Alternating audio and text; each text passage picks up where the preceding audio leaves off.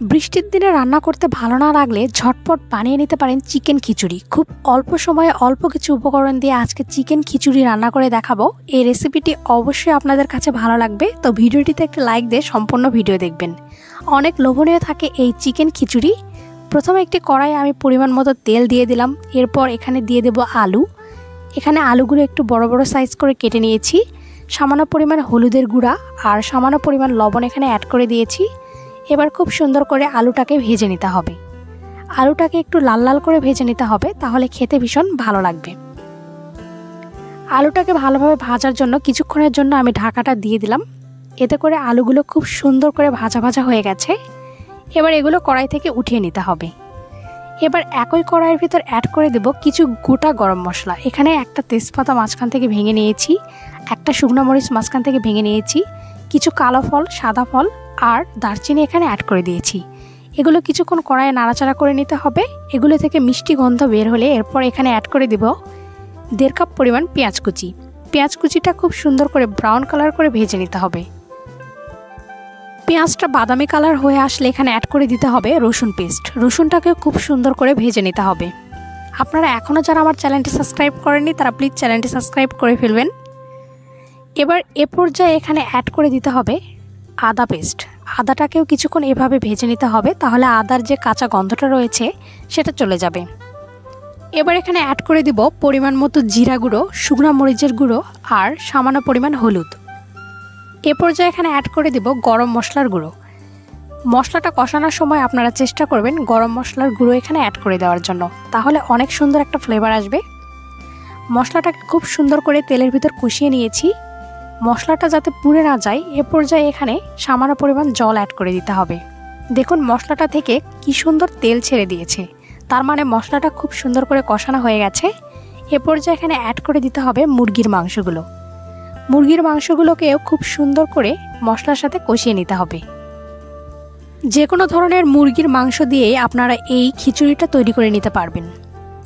মাংসটাকে খুব সুন্দর করে কষিয়ে নিয়েছি। দেখুন কতটা তেল ছেড়ে দিয়েছে। একটু সময় নিয়ে মাংসটাকে কষিয়ে নিতে হবে। গ্যাসের ফ্লেমটাকে এ পর্যায়ে লো টু মিডিয়াম ফ্লেমে রেখে খুব সুন্দর করে মাংসটাকে কষিয়ে নিতে হবে। এবার এখানে অ্যাড করে দেব আগে থেকে ভেজে রাখা আলুগুলো। মাংসটা কষানোর সময় অবশ্যই আলুটাকেও কষিয়ে নিতে হবে, তাহলে আলুর টেস্ট দ্বিগুণ বেড়ে যায়। এ পর্যায়ে মাংস থেকে সম্পূর্ণরূপে তেল ছেড়ে দিয়েছে। এবার এখানে সামান্য পরিমাণ জল অ্যাড করে দেব। জলটা অ্যাড করে দেওয়ার ফলে মাংসগুলো খুব সুন্দরভাবে কষানো হয়ে যাবে। এবার এখানে পরিমাণ মতো লবণ অ্যাড করে দিলাম। এবার ঢাকা দিয়ে দিব।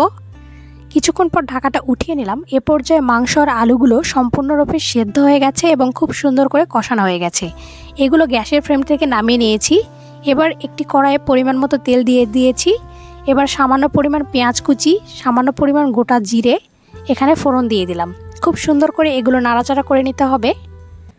সামান্য পরিমাণ রসুন পেস্ট এখানে অ্যাড করে দিলাম। এবার এই সবগুলো উপকরণ তেলের ভিতর খুব সুন্দর করে ভেজে নিতে হবে। এভাবে আলাদা করে পেঁয়াজ রসুন খুব সুন্দর করে ভেজে খিচুড়ি রান্না করলে খিচুড়ির টেস্ট অসাধারণ হয়ে থাকে। এবার এখানে অ্যাড করে দিলাম মসুরের ডাল আর চাল। এখানে চাল আর ডালের পরিমাণটা আমি একই নিয়েছি। এবার খুব সুন্দর করে এগুলো ভেজে নিতে হবে। এখানে পরিমাণ মতো হলুদের গুঁড়া আর সামান্য পরিমাণ শুকনো মরিচের গুঁড়া অ্যাড করে দিলাম। এভাবে মাংসের খিচুড়ি রান্না করে দেখুন অনেক টেস্ট হয়ে থাকে। এখানে কিছুটা সয়াবিন তেল আরও অ্যাড করে দিলাম। এতে করে খুব সুন্দর করে এগুলো ভেজে নেওয়া যাবে। চাল আর ডালগুলো ভেজে নেওয়ার সময় খুব সুন্দর করে ভেজে নিতে হবে। এগুলো শুকনো শুকনো করে ভালো করে ভেজে নিলে খেতেও ভালো লাগবে এবং খিচুড়িটাও অনেক ভুনা ভুনা টাইপের হবে। এগুলো ভালো করে ভাজা হয়ে গেছে। এবার এখানে পরিমাণ মতো জল অ্যাড করে দিলাম আর 4টা কাঁচামরিচ এখানে অ্যাড করে দিলাম। খিচুড়ির জন্য পরিমাণ মতো লবণ এখানে অ্যাড করে দিয়ে এটা ঢাকা দিয়ে দিয়েছিলাম 10 মিনিটের জন্য। 10 মিনিট পর ঢাকাটা উঠিয়ে নিলাম। এবার আগে থেকে কষিয়ে রাখা যে মাংসটা রয়েছে সেটা এখানে অ্যাড করে দিয়েছি। মাংসটা এখানে অ্যাড করে দেওয়ার পরে আবার ঢাকা দিয়ে দেব 7 থেকে 8 মিনিটের জন্য।